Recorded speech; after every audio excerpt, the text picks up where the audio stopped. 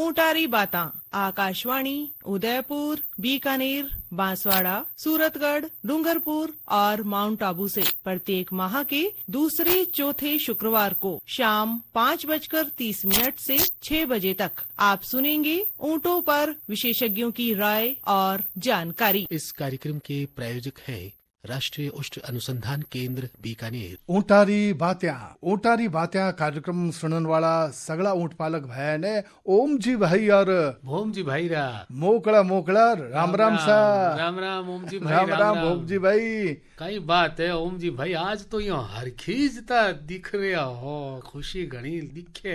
देखो खुशी दिया के लाड़ले बेड़ा त्योहार खूब मनाया और आजादी रो पर्व भी बनायो। और अब देखो तीज भी गई है बेखाले है, तो भाई बेटिया रो त्योहार हो त्योहार है नी अपर मैंने एक ऊर्जा भरिया करे और साथे साथे देवे संदेश। हाँ संदेश भी देवे। संदेश किन बात देवे आप बताओ। संदेश वही देवे कि भाई देखो सा आज की प्रकृति है, हाँ इनरी आपने देखभाल करनी है और साथे साथे प्रेम सु सौहार्द सु त्याग री भावना सु रहना है। बिल्कुल। और एक साथ साथ निवेदन आ करा कि एक पेड़ है वो आपने मारे नाम सु जरूर लगाना है। हाँ बिल्कुल सा भाई, पेड़ है नहीं जो कोई तो जीवन है। हाँ थे जब प्रकृति री बात कर रही थी तो देखो प्रकृति मजबूत जद ही उसे जद आप प्रकृति रो मान सम्मान कर सा है और पेड़ लगा सा। और खाली पेड़ लगाना ही कोनी है, बियारी सार संभाल भी करनी है, बियारी देखभाल भी अपने करनी है। बिल्कुल देखो सा जी आप बियारी देखभाल कर सा नहीं तो व्यापारी देखभाल कर सा। देखो आप गाँव रा आदमी हाँ और आप प्रकृति से सीधा जुड़ियोड़ा हाँ और आप जो पशु धन है बियो आधार भी प्रकृति है, ए पेड़ पौधा है। बिल्कुल है नहीं ए जब अच्छा होसी तो अपर पशु धन रो चारो है वो भी अच्छो मिलसी। जब चारो अच्छो मिलसी तो निसंदेह देखो उत्पादन है वो भी बढ़िया होसी, ज्यादा होसी और गुणवत्ता सु भरियोड़ो होसी, फिर उसी आमदनी भी बढ़ोतरी। हाँ तो देखो फायदो किनो हुयो आपन ही तो हुयो आपन। देखो अगर पशुपालक फायदे में उत्पादन बढ़िया हुए, अच्छी क्वालिटी रोवे, अच्छो उत्पादन में तो बीरो सीधो जो असर है वो आम नागरिक तक पुग्या करे। और क्या करें कि भी ज्ञान री बातें अगर है बे लोगा तक पुगे नहीं तो बे उनको लाभ भी लेवे। थे बताओ झटसो आपारा जगह पशुपालक भाई उन्होंने के भी आज आप हथई किन विषय पर करसा। तो आज दुग्ध उत्पादन माय पौष्टिक घटकारो योगदान इन विषय पर आज आप बातचीत करसा। और आज चौपाल में जानकारी देवन स्वरूप पधार्या है प्रधान वैज्ञानिक और निदेशक राष्ट्रीय उष्ट अनुसंधान केंद्र बीकानेर डॉक्टर राजेश कुमार सावल। तो डॉक्टर राजेश कुमार सावल साहब आप चौपाल में घणो स्वागत है। आपने मेकारा राम राम सा। राम राम जी राम राम। तो डॉक्टर साहब जो पहली तो आज की वैज्ञानिक भाषा रे मायने नहीं लिखोड़ो पोषकीय घटक, तो ये पोषकीय घटक कई होया करे उन बाबत आप जानकारी दो सा। ये सबसे जरूरी ये जानना है कि इन ये पोषकीय घटक जो हैं उनको अपन कैसे अलग सोचें। तो इनमें मुख्यतः जो है एक तो प्रोटीन होता है, दूसरा क्या है वसा दो रूप में आती है, एक जो है तेल के रूप में या जो है उसको अपन कहें कि ऊर्जा जो ग्लूकोज या उससे मिलती है, और तीसरा जो है फाइबर, चौथे हमारे जो है लवण मिश्रण। अब ये तीनों चारों जो हैं हर घटक में होते हैं जो भी अपन खिलाते हैं। तो अपन को यही देखना चाहिए कि इन घटकों को अपन किस प्रारूप में जो है एक पशु को दें ताकि जो है उत्पादन हमें अच्छा मिले।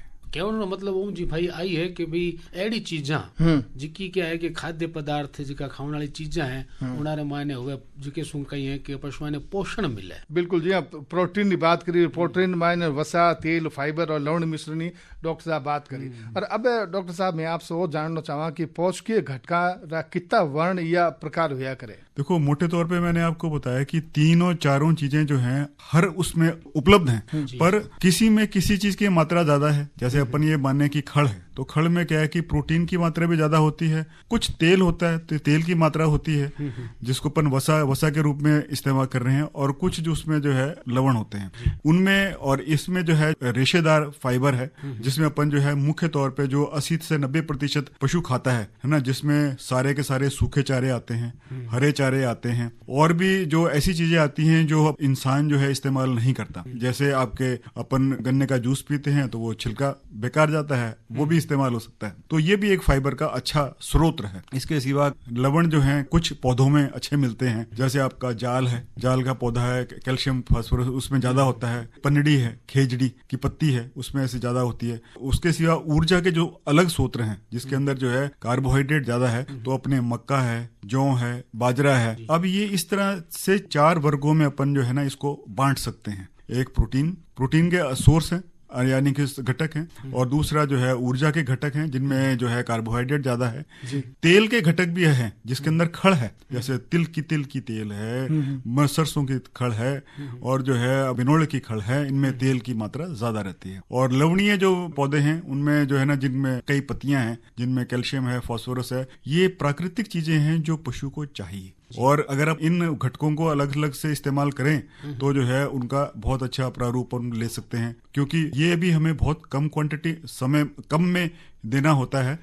और चूंकि पशु जो है ज्यादातर घास और अन्य अधिक चारों के ऊपर निर्भर रहता है 90% तक, तो जो है ना अब वो चारे कौन से ऐसे होने चाहिए कि जो है दूध उत्पादन बढ़े, तो इस तरह से अपन इनको वर्गीकरण कर सकते हैं। तो इसमें मोटे तौर पे जो है ना अपन ये कहें कि जो अपन चूंकि सबसे ज्यादा रेशेदार चीजें इस्तेमाल करते हैं, तो इसलिए चारा संग्रहण का जो है बहुत अच्छा मुद्दा है जिसको अपन को ध्यान देना चाहिए। दूसरा ये है कि कुछ अपन घटक जो है अपने यहाँ बना सकते हैं जिसके अंदर अपन मिश्रित आहार जिसे अपन बोलते हैं, ये दूध को बढ़ाने के लिए काम में लिए जाते हैं। तीसरा जो है जो लवणीय मिश्रण है, ठीक है ना, उसका अधिक इसलिए इस्तेमाल करना चाहिए क्योंकि वो दूध जब अपन घटता है तो उसको जो है अपन कंट्रोल कर सकते हैं और जो है आराम से उसको इस्तेमाल कर सकते हैं। तो ऐसे में क्या है कि हमारे पास जो मिश्रित आहार का दूसरा प्रारूप आता है वो ये है। और ये चूंकि अपन चारा के संग्रहण के ऊपर जोर देते हैं, ये इसलिए देते हैं क्योंकि ये इस पश्चिमी राजस्थान में जो है हमारे यहाँ आवश्यकता अधिक है। तो अपन जो है चारा संग्रहण के ऊपर जोर देते हैं ताकि जो है जो भी पशुपालक है उस चारे को अच्छी तरह से अगर रखता है तो उस चारे की जो क्वालिटी है या जो उसकी गुणवत्ता है वो बनी रहती है। जी। और तीसरा जो अपन घरेलू घटक हैं उनके ऊपर इसलिए जोर देते हैं कि एक पशुपालक अगर जो है बाजार से खरीद के दूध उत्पादन में करेगा तो जो है ना उसके लिए वो उतना आर्थिक लाभ नहीं मिलेगा। और अगर घरेलू स्तर पे जो है अगर उसको बना सकता है तो क्यों ना घरेलू स्तर पे बनाए। और ग्रामीण स्तर पे अपन को जो है बहुत सारे ऐसे घटक मिल जाते हैं जिनको अपन जोड़ के एक अच्छा मिश्रित आहार बना सकते हैं। एक बीच में छोटी सी और बात पूछो डॉक्टर साहब, चारा संग्रहण में सावधानी की बात आया करे, कई सावधानियां रखनी। सावधानियां मुख्य तौर पे देखिए, चूंकि देखो अपना एक प्रदेश है ना, उसमें अपन जो है बारिश आधारित अपना हिस्सा है, तो पशुपालक भाई जितने भी हैं वो कई बारी संग्रहण के ऊपर ज्यादा ध्यान नहीं देते। और संग्रहण अगर बिल्कुल सही हो तो जो गुणवत्ता है उस चारे की वो बनी रहती है। तो कई बारी क्या है कि जो चारा है वो कई बारी खराब होने का डर रहता है। जैसे अपन अधिकतर अपन मूंगफली का चारा लेते हैं तो मूंगफली के चारे को अपन जो है कई बारी बारिश में पड़े रहने देते हैं, या हो सकता है हम उसको कूप के तरीके में रखें पर कहीं ना कहीं गीला हो गया तो पत्ते काले पड़ जाते हैं। ऐसे में क्या है कि उनके अंदर कुछ जो है ऐसी चीजें पैदा हो जाती हैं, एफ्लोटॉक्सिन वगैरह, जो है दूध में आती हैं जब अपन पशु को खिलाते हैं और वो दूध में आती हैं और वही जो है मानव स्वास्थ्य के लिए हानिकारक होती हैं। तो संग्रहण पे इसीलिए अपन जोर देते हैं कि पशुपालक भाई उसको जो है एकदम सूखे में रखे। आप कई बार आप देखते हैं तूड़ी, जो गेहूं की तूड़ी है, उसे अगर जब तक सूखी रहती है उसके अंदर एक विशेष जो है ना महक होती है जिसके वजह से पशु उसको बड़े चाव से खाता है ना। पर जो है अगर वो गीली हो जाए या किसी कारण से बारिश पड़ जाए या कुछ हो जाए तो जो है उसको पशु भी नहीं खाता, ठीक है ना। ज्यादातर इस भूभाग में आप देखते हैं कि बाजरा काफी होता है, ठीक है ना। बाजरे में अक्सर पशुपालक भाई उसकी बाजरे की कटबी जो है रख लेते हैं और जो है उसे डालते हैं। पर अगर किसी कारणवश उस कटबी पे बारिश हो जाए या किसी वजह से नमी पकड़ जाए तो कई बार आप देखेंगे कि पत्तों में जो है ना अलग सी स्मेल आने लगती है, जो मतलब एक दुर्गंध अलग आने लगती है। और इस वजह से जो उसका ताजापन है या इन्हीं चारों का जो ताजापन है उसकी वजह से उसको चाव से नहीं खाता, तो वो क्या है कि पशुपालक भाई का नुकसान होता है। तो चारा संग्रहण एक बहुत ही विशेष तरीके से उसको रखना चाहिए और पशुपालक भाई को चारा संग्रहण के लिए कुछ ना कुछ अपने यहाँ अरेंजमेंट करके रखना चाहिए, ताकि जो है पशु के जो चारा है वो एकदम ताजे के रूप में मिले। जी जी। और डॉक्टर साहब जी यहाँ बताओ कि भाई 3 घटक होया करे मुख्य रूप से, चारा और चारा रो संग्रहण, दूसरा है मिश्रित आहार और तीसरा बताओ घरेलू घटक। डॉक्टर साहब, मिश्रित आहार रो महत्व कई है दुधारू पशु सारू, और इन रो जो प्रबंधन है वो किन बात करना चाहिए? भाई लोगों, इसमें मिश्रित आहार के ऊपर इसलिए आपको ज्यादा जोर दे रहा हूँ क्योंकि देखो, जब अपन एक दूध उत्पादन पशु से लेते हैं तो क्या है कि दूध के अंदर जो है हमारे बहुत से घटक जो है चले जाते हैं, जैसे प्रोटीन भी जाता है, ऊर्जा का भी एक बहुत अच्छा स्रोत है, लैक्टोज के उसमें लवण के भी बहुत सारे घटक उसमें जाते हैं। तो अपन अगर ये इसमें जो है ना इसको पूर्ति करने के लिए, क्योंकि देखो दूध को पैदा करने के लिए एक पशु को एक और अधिक आवश्यकता होती है कि वो जो है उस दूध को पैदा करने के लिए ले, यानी कि कुछ अधिक आहार हम उसको दें। तो इसमें क्या है कि मोटे तौर पे कुछ आहार अपन देते हैं जिनमें प्रोटीन की मात्रा अधिक है, जैसे अपन ये देखें सरसों की खल है, बिनोले की खल है, मूंगफली की खल है, तिल की है, ये तीनों चारों जो खल हैं ये इस प्रदेश में पाई जाती हैं, मिल जाती हैं, क्योंकि अक्सर किसान भाई जो है ना इनको यहाँ उगाते हैं। दूसरा क्या, ऊर्जा के स्रोत मोटे तौर पे अपने यहाँ जो है बाजरा अपन लगाते हैं, जौ लगाते हैं, पर चूंकि ऊर्जा का एक अच्छा स्रोत मक्का भी है, तो कुछ हिस्सों में मक्का भी होता है, राजस्थान के ऐसी बात नहीं है, तो मक्का का भी एक बहुत अच्छा स्रोत है। फिर उसके सिवा अपन जो है ना, जैसे अपन फाइबर यानी कि रेशे के जो उत्पाद हैं उनको अपन वो भी मोटे तौर पे अपन यहाँ मिल जाते हैं, जैसे गेहूं की चोकर है, क्योंकि गेहूं कुछ भूभाग में होती है तो उसकी भी चोकर मिल जाती है। ऐसे आपको जैसे तेल निकली हुई धान की पॉलिश है, क्योंकि अपने भारतवर्ष में बहुत जगह पे चावल उगाया जाता है तो उसकी धान की पॉलिश मिलती है, और तेल तो मानव के लिए इस्तेमाल में काम आता है, जो उसकी जो बची हुई पॉलिश होती है जिसमें से तेल निकाल लेते हैं वो अपन जो है पशुओं के खाद्य में इस्तेमाल कर सकते हैं, और ये एक बहुत बड़ा अच्छा स्रोत है। इसके सिवा अपने पास भाई लोगों एक बहुत बड़ा अच्छा स्रोत है जो आप अपने यहाँ उगाते हो, जैसे मूंग है, मोठ है, ग्वार है, और जो है उड़द है। इनकी जो ना खाने के लिए तो अपन इसकी दाल इस्तेमाल करते हैं, पर इसकी जो चूरी है यानी कि जो छिलका है वो अपन पशुओं के लिए इस्तेमाल करते हैं। तो ये क्या है कि ये प्रोटीन के बड़े अच्छे स्रोत हैं, ऊर्जा के उतने अच्छे स्रोत नहीं है पर प्रोटीन के बड़े अच्छे स्रोत हैं, तो एक इसमें काम आते हैं। कुछ अपन जो है जिनमें अधिक प्रोटीन है, ऐसे अपने जो है ना आप सब किसान भाइयों इस्तेमाल करते हो और उगाते भी हो ग्वार, तो ग्वार कोरमा, ग्वार चूरी जो है ये एक बहुत अच्छे स्रोत हैं जिनमें प्रोटीन की मात्रा अधिक है, और आप इसे बहुत सेफली यानी कि बहुत इत्मीनान से अपने पशु के लिए एक जो है मिश्रित आहार बनाने के लिए। इसके अतिरिक्त हमारे पास जो है एक और आवश्यकता होती है मिनरल मिक्सचर और या लवण और नमक। तो नमक भी इस भूभाग में उपलब्ध रहता है। मिनरल मिक्सचर के लिए भी राजस्थान के अंदर जो है उदयपुर में कई जो एक मिलती है डाई कैल्शियम फॉस्फेट, तो वो बहुत सस्ता उत्पाद है जो अपन जो है पशु को अगर देते हैं तो पशुओं में दूध के अंदर जो कैल्शियम फॉस्फोरस का रिसाव है उसको काम में लिया जा सकता है। तो ये जो है ना 4-5 जो है अच्छे अलग अलग आपको स्रोत बताए, और मिश्रित आहार जो है इन सभी को मिलाकर अपन बना सकते हैं। किसान भाई जो है केवल तूड़ी पर जो है यानी गेहूं की तूड़ी पर अपने पशुओं को पालते हैं, तो ऐसे में क्या है कि लगभग अपन को अगर अपन मिश्रित आहार बनाएं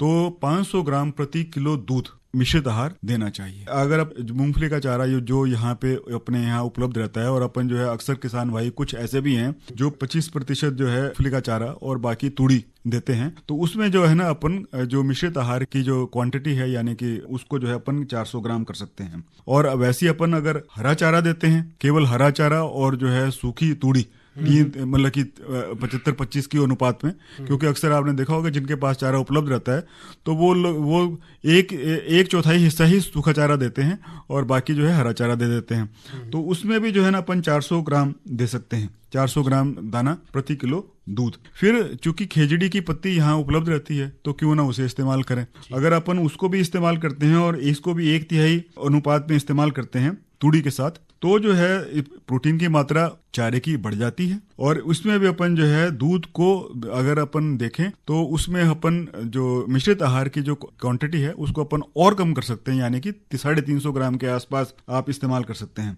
और अगर अपन जैसे बाजरे का हरा चारा और गेहूं की तूड़ी इस्तेमाल करें तो इसमें क्या प्रोटीन की मात्रा थोड़ी सी और बढ़ जाती है चारे में। तो अपन जो है 300 ग्राम तक हरा जो मिश्रित आहार है अगर वो भी अपन देते हैं, इतने में भी जो है ना दूध के जो गुण है ना वो उनमें कोई फर्क नहीं पड़ता, दूध भी बराबर बढ़ता है। आपको बताने की कोशिश करी है कि अगर अपन सूखे चारे में प्रोटीन की मात्रा अगर बढ़ती है तो अपन उस प्रोटीन की मात्रा को मिश्रित आहार में से कम कर सकते हैं। यानी कि मिश्रित आहार की जो क्वांटिटी है, यानी कि कितना चाहिए, तो उसको कम किया जा सकता है। यानी कि अगर अपन देते हैं और अपने पास उपलब्ध है, जैसे अपने पास ग्वार चूड़ी है, मूंगफली चारा है, अगर अपन ये अपना आहार में देते हैं तो जो है अपन दाने की जो क्वांटिटी है उसको कम कर सकते हैं और उसके ऊपर अपन पैसा बचा सकते हैं। बहुत बढ़िया जानकारी दी। और अब भौम जी भाई बखत है गीतड़ ले रो। हाँ भाई देखो सा कि भाई हर चीज रो डॉक्टर साहब बताए कि भाई अनुपात है मैंने देवानी तो वो बढ़िया रहे, तो ज्ञान रे साथे मनोरंजन रो भी अनुपात होना चाहिए।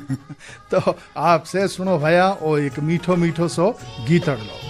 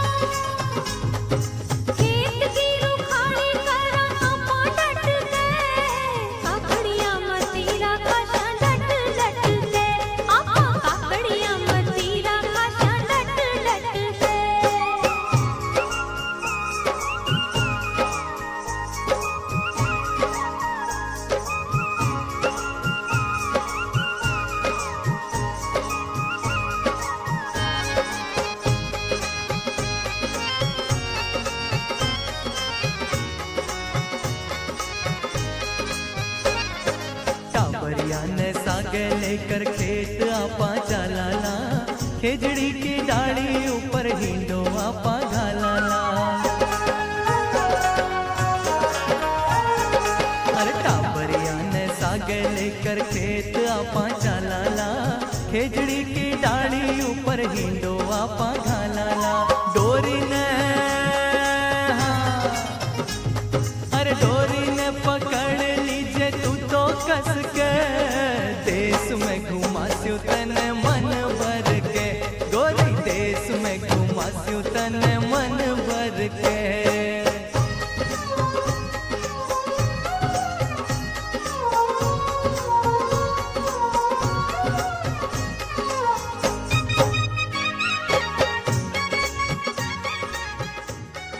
तो भया बार आप सुनियो वो एक मीठो मीठो सो गीतड़ लो।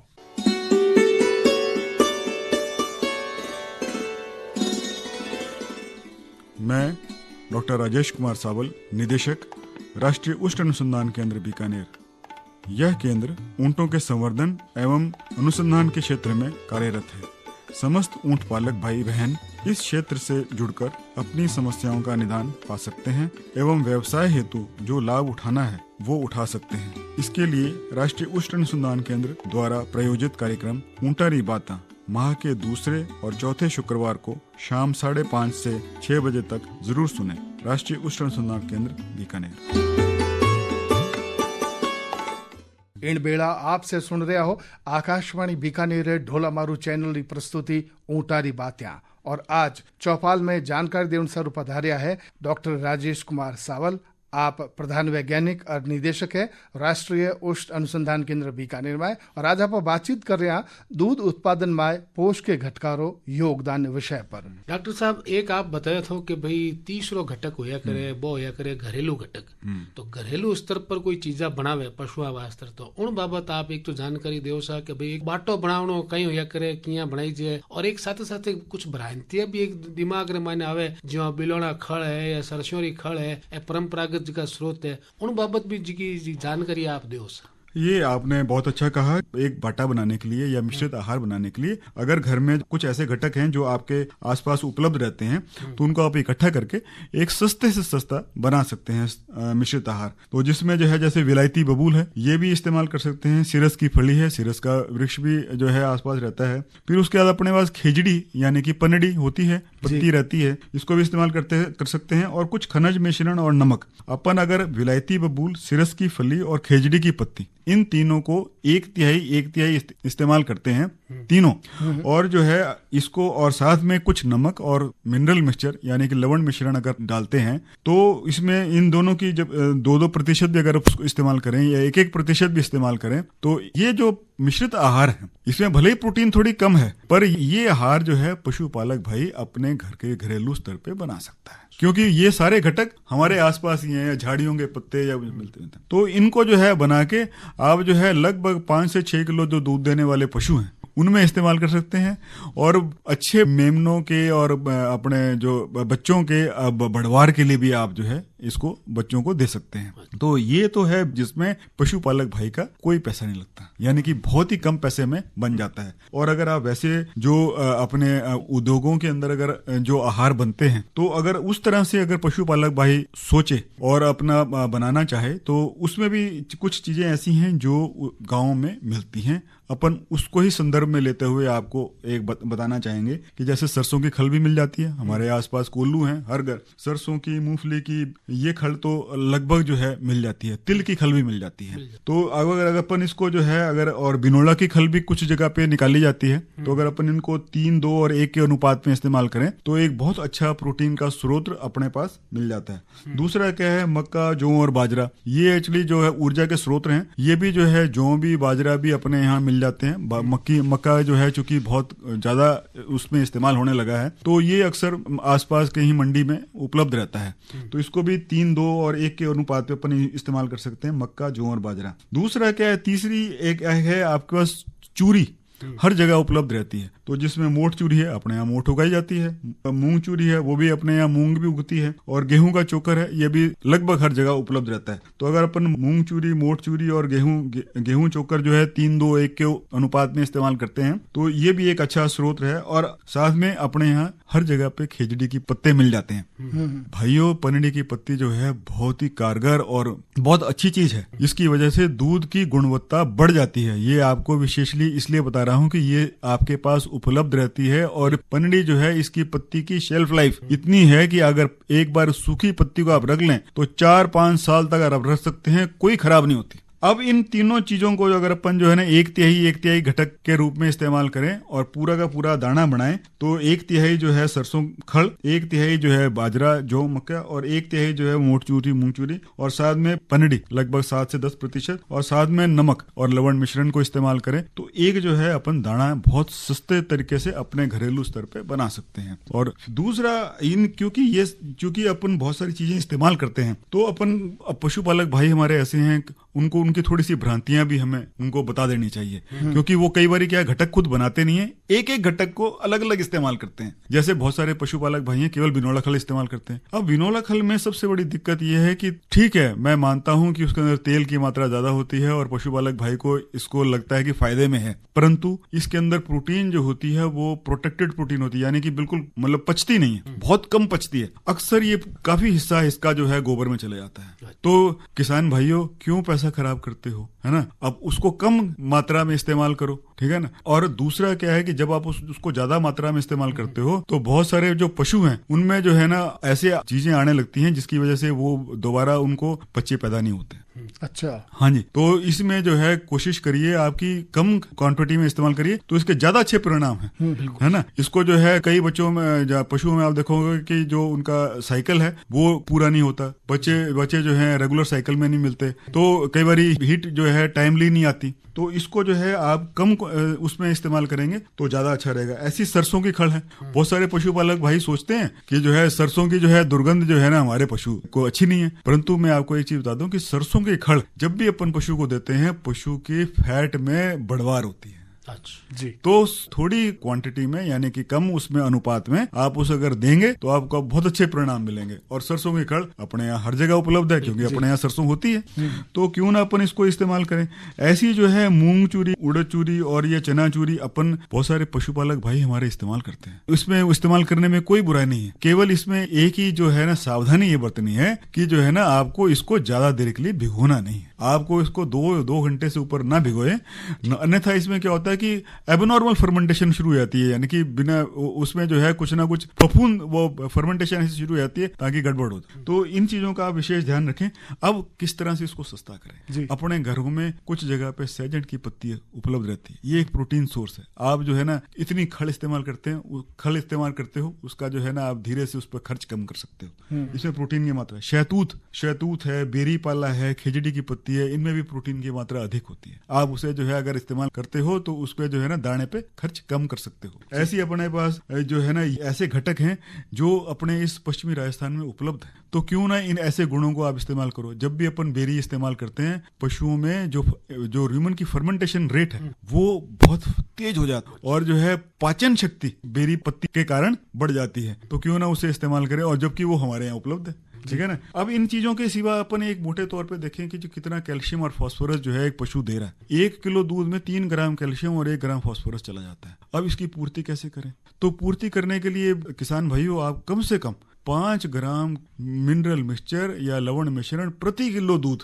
अवश्य दें, और साथ में नमक जो अवश्य दें, क्योंकि नमक का एक विशेष रोल है, क्योंकि एक तो वो पशु के प्यास को बनाए रखता है, दूसरा क्या है कि वर्षों से हमने प्रयोग किए, इनमें देखा कि पशुओं में नमक जो है पाचन शक्ति को तेज करता है, रेशे को पचाने की जो स्पीड है उसको बढ़ाता है, तो और इसी वजह से अपनी फैट बढ़ती है और फैट के पैसा है। और साथ में जो है कभी इतना ध्यान रखें कि चाहे कैसे भी हो कुत्तर करके जरूर दें, जो लंबे चारे हैं जिसमें जो है आपका बाजरे की कड़वी है, सेवण की कुत्तर है, हमेशा कुत्तर करके दें। कुत्तर करने से जो है पशुओं को एक छोटा रेशा मिलता है जो जल्दी पचता है। जी। तो ये विशेष सावधानियां हैं। बिल्कुल सा, बहुत बढ़िया जानकारी दी सा।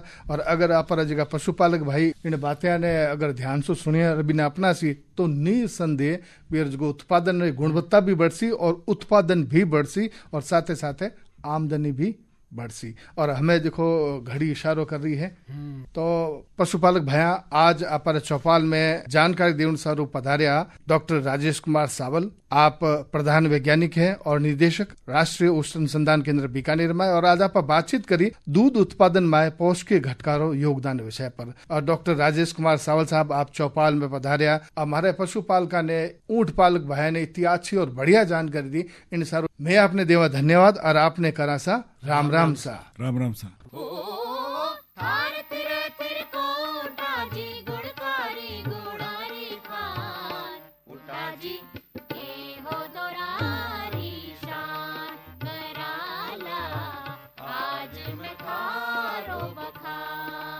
ऊंटारी बातां आकाशवाणी उदयपुर, बीकानेर, बांसवाड़ा, सूरतगढ़, डूंगरपुर और माउंट आबू से प्रत्येक माह के दूसरे चौथे शुक्रवार को शाम 5:30 से 6 बजे तक आप सुनेंगे ऊंटों पर विशेषज्ञों की राय और जानकारी। इस कार्यक्रम के प्रायोजक थे राष्ट्रीय उष्ण अनुसंधान केंद्र बीकानेर। इन कार्यक्रम रा संयोजक श्री अमित सिंह और प्रस्तुति ही श्री महेश्वर नारायण शर्मा ने। सहभागिता थी राम सहाय हर्ष और चंद्रशेखर जोशी। हमें माने आगे दिराव सा मोकड़ा राम राम सा।